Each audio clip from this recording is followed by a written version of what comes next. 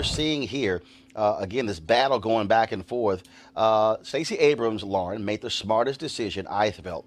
Unlike what Andrew Gillum did on election night, she sent a signal to her followers: we are not going to stop until every ballot is counted. All right, folks, back to our Roland Martin Unfiltered video in just 1 moment. All right, folks, now some words from one of our partners. You've heard me talk about our friends at Transatlantic Real Estate, who have created a unique investment opportunity that combines legal marijuana and crowdfunding. Now, after you let that sink in for just a moment, think about the growing momentum around legal marijuana in this country. It's been on a number of ballots, and if you are an investor, there's never been a better time to get into the marijuana game. However, as markets grow, so does the barrier to entry, which means it will take millions, if not billions, to invest, not to mention the risk of starting a new venture. That's what makes this opportunity so special. Transatlantic Real Estate is different, and their business model is very simple to understand. They buy land that supports marijuana grow operations and lease it to licensed, high-paying tenants. Now, that means that you're investing in the landlord of a licensed marijuana farm. The best part is they are using crowdfunding to make it easy for the average person to get in before they take the company public. So for a limited time, you can invest as little as $300 or up to $10,000. And here's a pro tip: you must complete and confirm your application to participate in this opportunity. Don't be the person who missed out because you rushed and didn't complete the process. Now, to invest, all you got to do is go to marijuanastock.org. That's marijuanastock.org to get into the game and to get in now. Now back to your Roland Martin Unfiltered video. Right, yeah, it was kind of strange to people because, of course, people knew that Andrew's race was a lot closer than Stacey Abrams' race, so everybody was surprised when he conceded so early. And of course, she's not doing that. I found it interesting. You know, you find, what was it, 700 voting machines that were inoperable, but nobody knows how that happened. And of course, that's what you get when you have a states' rights sort of attitude about things. You have these local, very local, governments making these decisions. Nobody knows who's in charge. Nobody knows how that happened. But yeah, Abrams, did a very good tactical thing in terms of not conceding. But I have to admit, I would be very surprised if this thing flipped. I can't think of a historic precedent for it, but then again, I can't think of a historic precedent for the types of voter suppression that we saw in Georgia, other than when we go back, of course, to the civil rights era. I mean, basically, Georgia is gangster. It is just straight up gangster. Brian Kemp, we saw the people waiting, 4 hours in line, tweeting out how long they waited, that there's 2 machines for 1,000 people, and of course, everybody standing in the line is African American. It is just in your face. Violation of the law. Nobody seems to be able to do anything about it. But of course, from a legal standpoint, these things are drawn out. But the way Election Day works is whoever wins on that day wins. We have no do-over process. So once it happens and once the election, of course, gets certified, which I'm sure the Republicans in Georgia will be rushing to do, it's basically game over. So it's this thing that you have to get right the first time or you never get a second shot at it. Well, and again, the issue for me here is that when you look at what's happening in Georgia, and this is the problem that we have, county by county rules change. Right. Absolutely. And they're different. Mm-hmm. Absolutely. Absolutely. And I am I'm from Albany, Georgia, Dougherty County, and understanding that that area has been hit a couple of times from 2017 to 2018 by unprecedented storms. So you had 2 tornadoes that hit in January 2017, and then you had Hurricane Michael that came in with little to no notice on October the 10th at a Hurricane 3, 115 mile per hour winds. And so you have residents that are still trying to get back on their feet from that. And then also Dougherty County is about 95,000 people there.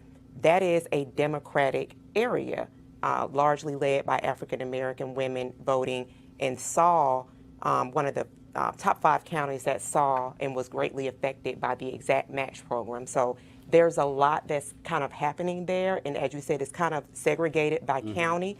So that's why I'm very glad that Leader Abrams did not, in fact, concede and is really pushing for all the votes to, in fact, be counted to include those military votes that are still yet coming in. Brandon? Yeah, there's 3 things I want to agree with, make sure very clear about. I agree that Stacey should not concede. I agree with her when she said that every vote should be counted. And I agree that Brian Kemp should have resigned when he won the primary and was the nominee against Stacey. I think that was the precedent in Georgia. It should have happened. But there's 3 things also that I disagree, and I don't know if it's misinformation or purposeful, misinformation campaign going out there. But you talk about what's going on the local level. You're right. Some things are controlled on the local level. Some things are controlled on the federal level. When it comes to these decisions at voting booths, I used to be chair of the Prince George's County Republican Party. I know this firsthand. You're talking about Randolph County in Georgia. The decision, as people talked about this closing of booths in Randolph County, that was not Brian Kemp. That was the Democrat officials of Randolph County who hired a consultant who happened to, like you said, donated $500 to Kemp, but it was the local officials that do that. So whether or not it's right or wrong, we have to have better focus on the local officials in charge of it. The second point that I want to push back on is this idea about hold on, here's the question. Okay, but I have 3 points I want to make Here's the sure I question on that. Okay. If that was the case, why didn't Brian Kemp then say... He did. No, why didn't Brian Kemp say, no. Forget this, get rid of 799, keep all 9 open. He did. Roland, he did. Google it. His office, sent out a press release. When it was first proposed or after there was criticism? When there's Roland, the decision to close them came from the Democrat officials in the county. When all the media came out, he issued a statement saying they should keep them open. So he did say that. Did he issue the statement after the criticism, or after the heat, or did he issue the statement? He wasn't involved in the decision to make it, so you're asking him to be aware of something that he did not make the decision to make. When he became aware that they were trying to close those polling booths, he did Google it. It's out there. But the other 2 points I want to push back on, Roland, you're talking about the registration. I think your guest earlier mentioned that they're purging 300,000 of the registrations. Yes. This is something that is not controlled on local level, but is actually a federal law that requires all across the country for you to purge folks from the registration who either died or moved. So what they do in Maryland, what they do in Georgia. The exact match, what Greg Palast said, that was 1 point. No. That is, the purging is not exact match, Roland. What Greg Palast said, there was about 1.2 million votes that had been purged. And there are examples of individuals who are still living at those places. Absolutely. Nothing has changed, and their names were dropped from the rolls. Today, at Fulton County, there were people who came to the hearing and said, wait a minute, what's going on? How was my name dropped from the roll? In fact, there was one individual who tweeted that the Atlantic has a piece where this person said that they they criticized the county during the primary, and the person was on the rolls, but then when he went to go vote in the general, name was somehow now missing from the rolls. Now, Roland, let me get to this point. I want to make sure we're clear on this misinformation point. As our president has proven, everything you find on Twitter is not true. So I understand you got to tweet. No, stop, I know you found somebody on Twitter who said that they had the rolls. You didn't hear what I just said. You did not hear what I just said. I saw a tweet. No, listen. I got you. I saw a tweet of someone. There was a story in the Atlantic. Okay. In the Atlantic, okay? It wasn't just a tweet where they actually verified it. Well, this individual, they laid it out. What we have seen other examples of individuals who said they have been living in the same place, and all of a sudden they go in and name is not on the roll. No, can I explain to you the process? Go ahead. The facts. Okay, so again, it's a federal law that requires it. What they do in Georgia is they send out notifications in the mail to let you know where to vote. Hold on. Let me get to this point, Roland. What did the notification look like? No, let me get to this point. Did it look like junk mail, or did it look, or what did it look like? Let me get to your point, Roland. Let me explain, and you can go rebut as you want There's to. a federal law. They send out the letters informing you. There's a federal law. They inform you where you're going to vote at. This is an effort to inform you where to go to vote. Right. Now, if the post Brandon, which law is that? Let me get to that point. I'm asking which law is that? Honestly, I don't know now. I'll look it up to you. I'll find it for you. So, Brandon, you're supposed to... Let me finish my point. I know you want to go another 20 minutes, I do not. right? Finishing your point. Because you keep interrupting me so I start over. Yes, you do. Yeah, right. You're 500 points. Let me explain. No, it's fast. I'm explaining the process. How much longer do you need? I'm explaining to you however you want to learn the truth. No. Which is how long? Give me 30 seconds. How long? Okay, fine. Hold up. Give me 30 seconds without interrupting me. Okay. Go ahead. The way that these 300,000 voter registrations were canceled is that the Georgia Election Board sends out mail letting you know where to vote. If the post office returns those pieces of mail, that is when they're sent to inactive. They're not canceled. And then on top of that, they send out a postcard with a prepaid stamp. You don't even have to pay for the stamp. So it's not just one piece of mail you get multiple pieces of mail sent to the address with a prepaid stamp. If you don't return it, it then takes 7 years. If you don't vote in 7 years, if you don't contact them in 7 years, if you don't return the mail, that is sent to your house. So for Brandon, 3 years, okay, 7 first of all, you're years, 30 seconds that up. is when you're canceled. So how, and you can still vote. so how the hell You can still vote. did a 92-year-old black woman who's been voting in the same location since 1968 Well- go to the polls? Her name's not on the list. Roland, Well- I didn't explain to you the facts of how it happens. I'm not saying U.S. Post Office is perfect. see, there is a way. so Lauren, I'll- go ahead. I'll- But that's let's not. go Lauren, go ahead. Lauren, go ahead. Let's just go And the over. post office. Let's go. Okay. See, your theories are very cute. It's not. It's They're facts. cute. They're facts. But They're okay. very cute. They're facts. Let's talk about reality in the United States of America, okay? You got a federal law, you got a state law, that's nice. That hasn't applied to us, Brandon. That hasn't applied to African Americans in the United States, Brandon.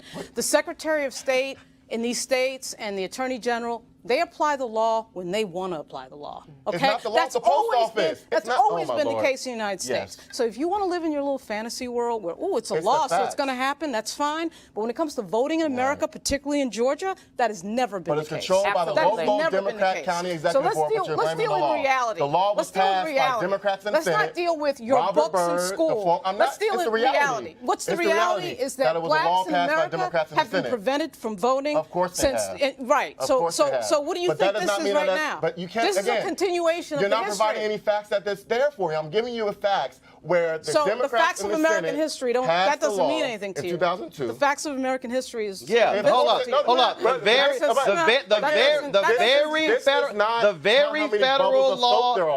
This federal law that was passed after Bush v. Gore. By who? The very federal law. Who passed it? That was passed after Bush v. Gore, and we know of one party that's been trying to get rid of that federal law in the last several years. And which one is it?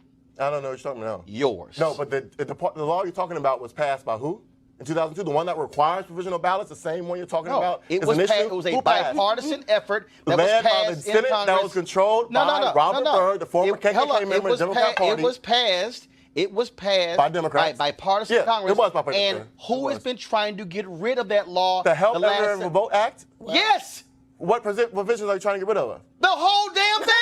You didn't explain The it. Republican Party wants to get rid of the whole law! Your columnist just Oh blamed my the God! original All bounds right! of it. Oh my You God! just criticized Let me go to that Florida. other one. Let me go to Florida.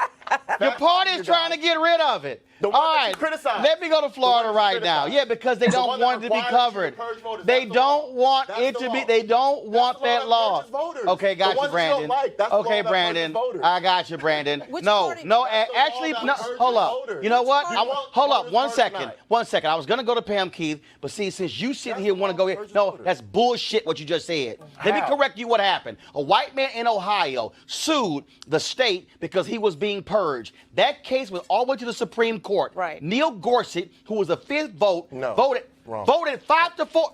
The Help America Vote Act requires states to Listen, purge voters Brandon, who I moved need or you to died, listen, Roland. Brandon. I need you to listen, Brandon. listening to you, Roland. The state of Ohio then said if you miss one election, Right. we can Yep. purge I you thought from the we were talking about Georgia. No. Okay. We're going to Listen. Ohio. I'm listening to you. Federal Listen, law. the Federal law. Supreme Court Yeah. ruled that the Ohio law was valid. It just happened a few months I'm ago. agreeing with you on and that then one. what happened? That's Ohio. 30 states Right. led by Republicans No. have bills Right. That's now right. Yep. to mirror Okay. the Ohio law. You said 7 years. This law says if you miss one election, Georgia. you can be a I'm purge. talking about Georgia. Right. Roland. I said Oh my Georgia. God. Georgia. Okay, all right. Georgia. Let me go to Florida. No, I'm not. Because after the Supreme Court about Georgia. after the Supreme Court ruled, the other states said we can do the same thing.